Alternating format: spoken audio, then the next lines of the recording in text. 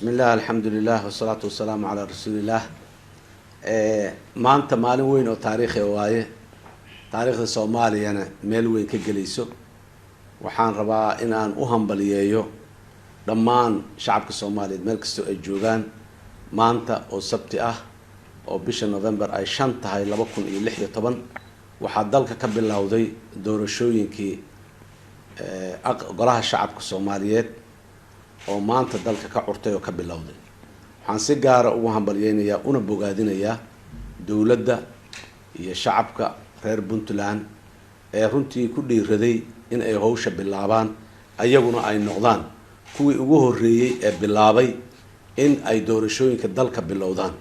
runtii muhiim ayay u tahay Soomaaliya maanta arinta muhiimadda inta la eg ee taariikhda Soomaaliya oo dhan meel ka galaysa hadii alla yiraahdo inay bilaabeen waa ku dhiirigelinaynaa waana ku hambaliyeynaynaa waana ku bogaadinaynaa shacabka reer Puntland. waxaan leenahay hambaliyo inta dhimanna si wanaagsan ha u dhacdo.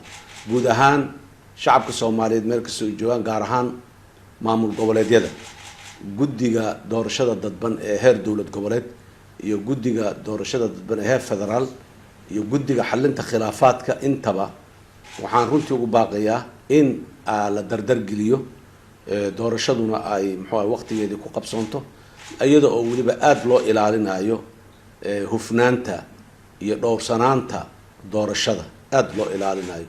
dhammaanteen oo aan anigu ugu weynahay madaxweynaha jamhuuriyadda federaalka madaxweynayaasha dawlad goboleedyada dadka murashaxiinta oo dhan waad ogtihiin waxaan saxiixnay habraac oo maxaan ku iraahday asluubaysan oo asluubta doorashadu ay ku dhacayso maxaan ka hadlayaan wada saxiixnay dhammaanteen aan ilaalino habraacaas aan ilaalino aad iyo aadna aan u ilaalino sharafta iyo haybadda dalka Soomaaliya. doorashadu in ay ku dhacdo si xorriyad leh oo nasahan oo aan dib iyo laablaab aan lahayn isqabqabsi iyo dacwad badan aan lahayn waxay sharaf iyo haybad u tahay qarannimada Soomaaliya. aan ilaalino qodobkaas qarannimada Soomaaliya oo dhan sharafta iyo haybadda u ah doorashada. mar kale hambaliyo dawlad goboleedka Puntland waan u hambaliyeynaynaa xukuumaddiisa dawladda guud ahaan iyo shacabka reer Puntlandba iyo dadka murashaxiinta meesha jooga waxaan leenahay hambaliyo bilowga bilowdeen.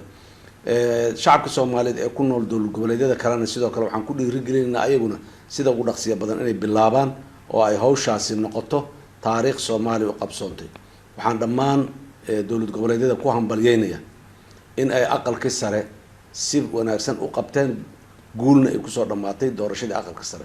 waxaan rajaynayaa maalin dambe oon dheerayn haddii alla yiraahdo sidaan oo kale inaan haddana isugu hambaliyeyno aqalka golaha shacabka Soomaaliyeed doorashadiisa markay soo gabagabowdana sidoo kale dawladda Hirshabeelle dawlad goboleedka Hirshabeelle oo ayaguna soo saareen liiskii iyo xubnihii ku tartamayay aqalka sare.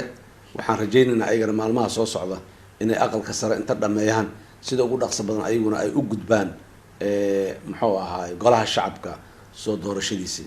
hambaliyo dhammaan shacabka Soomaaliyeed meel kasta oo joogaan qof kasta oo Soomaali ah maanta taariikhda maanta meelaha ku qoro waa taariikh aad iyo aad u weyn. taariikhda dambe ee jiilasha Soomaalida soo socdana aad iyo aad loogu bogaadin doono loona sheegi doono muhiimadda ay leedahay awgeed. Soomaaliya waxay ka soo baxday mugdigii waxay u soo baxday iftiinkii waxay u sii dhawaatay dhinacii deganaanshiyaha iyo dimuqraadiyadda oo meeshii ay u jirtay goolka u dambeeyay wax yar oo u jiro oo ay gaari doonaan dhammaan. aad iyo aad u mahadsantihiin. assalaamu calaykum waraxmatullaahi wabarakaatu.